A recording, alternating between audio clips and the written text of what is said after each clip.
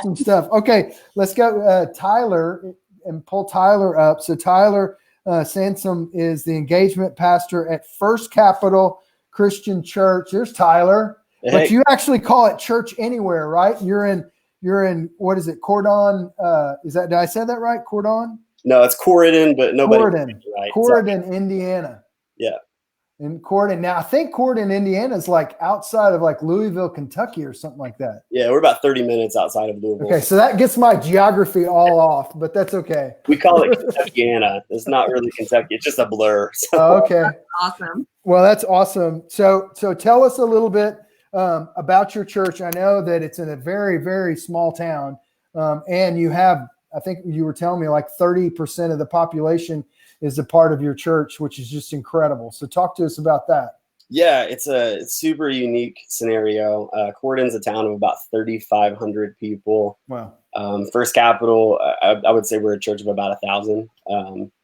That's at our broadcast location. So about 4 years ago, we started Church Anywhere, which is where you get that name from. And we broke out into using our online services as ways to gather people in like homes and local places you can rent out, or even jails and prisons, you name it. Church can be anywhere.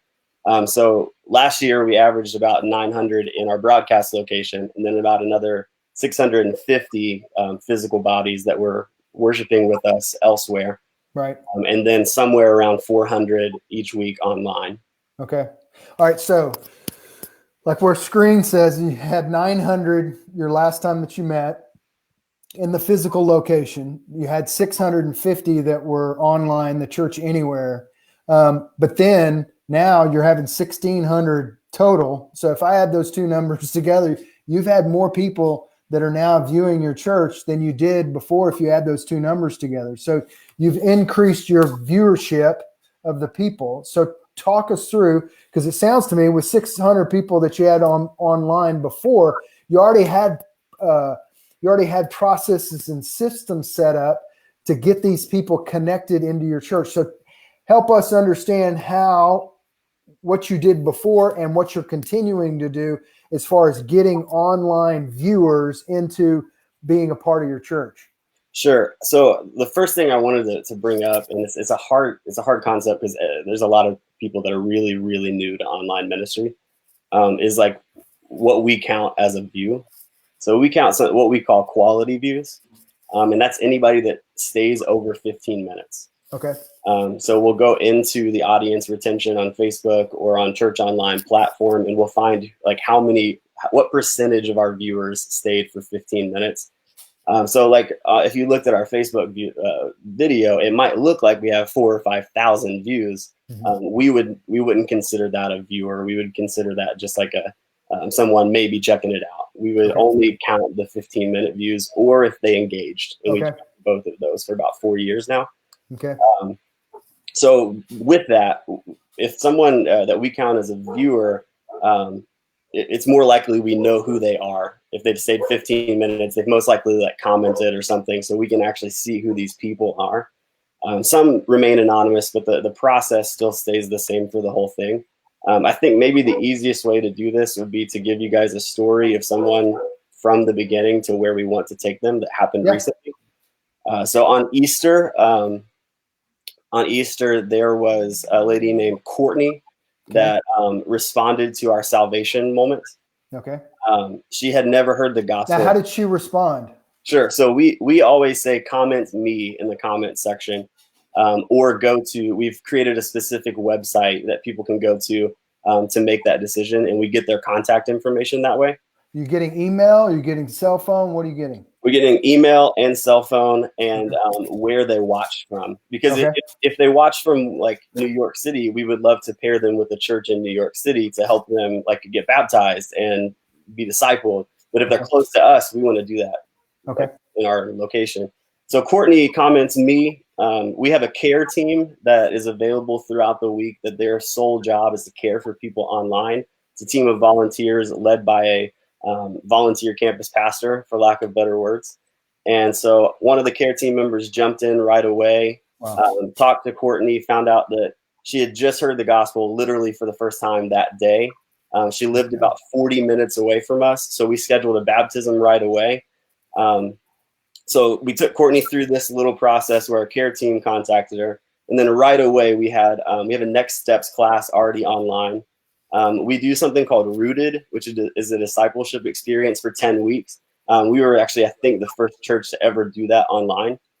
So we've been doing Rooted online for 2 years now. So we wanted her to go to Starting Point, which is the next steps class, and then get her into a Rooted group so she can hopefully get into a life group online. So that would be the process. Like, we want to introduce people to Jesus and then get them into a group online. Okay, so tell me about these life groups online. These are 100% virtual. Do you put them in by life stage? Do you put them in geography? Do you put them in couples with couples? How do you determine which life group to put them in? The beauty of it is it's funny. We put them through life stage as best we can, but the geography is not an issue for us. Okay. We've actually started using Marco Polo, the app, a whole lot because it's asynchronous. Marco Polo. Yeah, asynchronous communication. So like our last Rooted group had people from Florida, but we had Simon from London in it, and like that's a huge time difference. So Marco Polo allowed us to stay connected and not have to be like live at all times. So yeah, they're all online based. We use Zoom. We use a website called Watch Together. Watch Together. Okay. Yeah, and basically it will let us play a YouTube video, and everyone can see each other while we're watching this YouTube video. But it's already embedded in YouTube, so we don't have to worry about having like poor internet connection. So the leaders don't have to have great internet. Okay. Man, that's great. That's great. Yeah. I mean, those are some nuggets for somebody out there. They're writing those down. I guarantee you. That's awesome. We stay communicated with individual Facebook groups. Yep. Something that we recently started due to the lack of community that can happen during this time period is something called Together groups. And we've created interest-based community groups. So like mine is watching Netflix together. We're utilizing the Netflix party extension on Google Chrome. So like Monday night, me and like 20 other families are going to watch one movie together because they signed up for my class or my group. And we have about 14 of those going right now.